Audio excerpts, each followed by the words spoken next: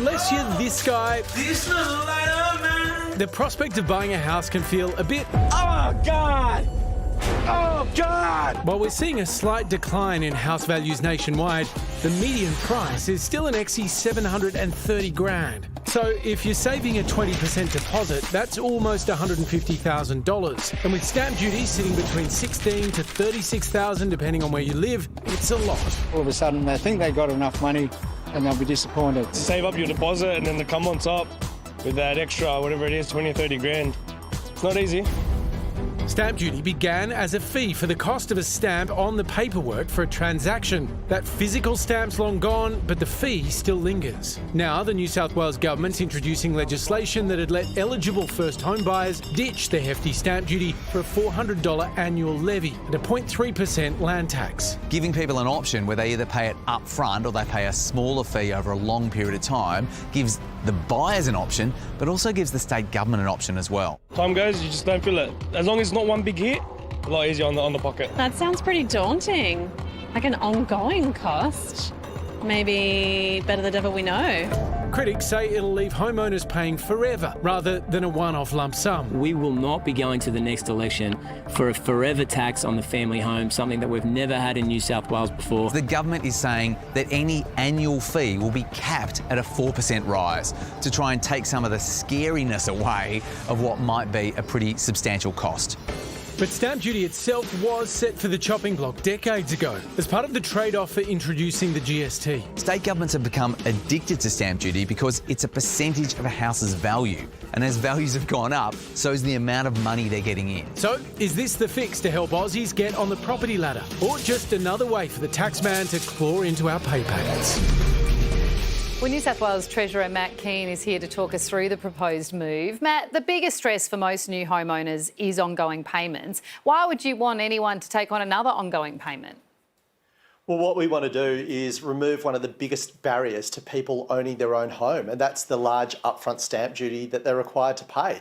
So we're giving people a choice whether they pay an upfront stamp duty, which is a big cost for many people, or a small annual fee. We want to remove the barriers to home ownership and help people realise their dream of home ownership much sooner.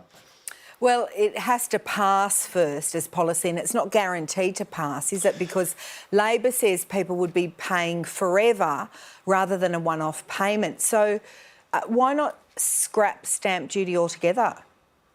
Well, Labor should pick a better enemy than first home buyers. We're on the side of first home buyers, and that's why we're giving them the choice between paying a high upfront stamp duty, and who wants to pay a huge upfront stamp duty, or a small annual fee. So we're going to be on the side of first home buyers, and we're going to do everything possible to make sure that we help them get into the market. And this is costing the budget hundreds of millions of dollars. And as Treasurer, I don't like giving away money, but for first home buyers, we will do exactly that. This will put around $730 million onto the table to support first home buyers and make it easier for them to get into the property market. Sorry, Matt, I missed which side you said you were on. Was it first home buyers? I'm on the side of first home buyers, and that's what we want to see. We know it's really hard at the moment for them to get into the market. Let me tell you what this means. If you're buying a property to the average value of around $830,000, which is the average property here in New South Wales, then you can choose between paying an upfront stamp duty of $32,000 or an annual fee of $1,200. Again, it's up to the individual to choose what best meets their financial circumstances.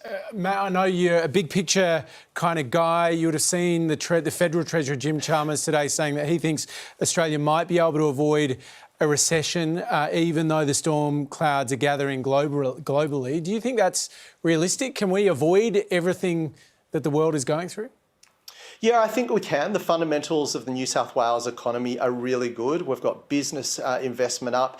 Consumer confidence is looking good at the moment, but we're not out of the woods. So we're working closely with the federal government. We want to make sure we avoid what's happening around the world. That's why we're putting in place the policies to support people with cost of living pressures, to ensure that we've got people in jobs, and obviously to help first home buyers, which is what we're announcing today. Do you think it's responsible, though, to stick with the stage 3 tax cuts? I can see the Kennedys up on the wall behind you. Do you think that given these conditions, we can really afford to give the highest income earners a big tax break?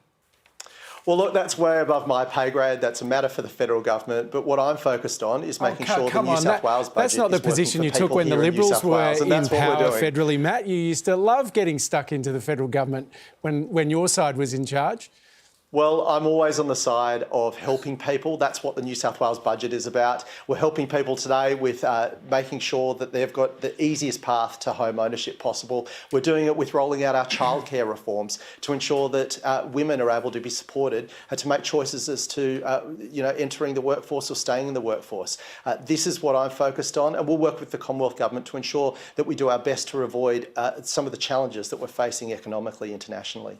Well, we know you're a treasurer. Treasurers don't like to give up money. But we did hear earlier in the show the New South Wales government's been forced to reinstate speed camera signs. So are you disappointed to be missing out on that $20 million in revenue? No, what we're focused on is making sure that we have good policy that brings the community with us and protects safety. That's what the government is always focused on. So, Matt, are you on the side of safe driving? I'm always on the side of safe driving. So, yeah. Yeah. Homeowners, people driving safely to their first home. revenue. I think you're on the side of all those three things. Treasurer, thank you for your time.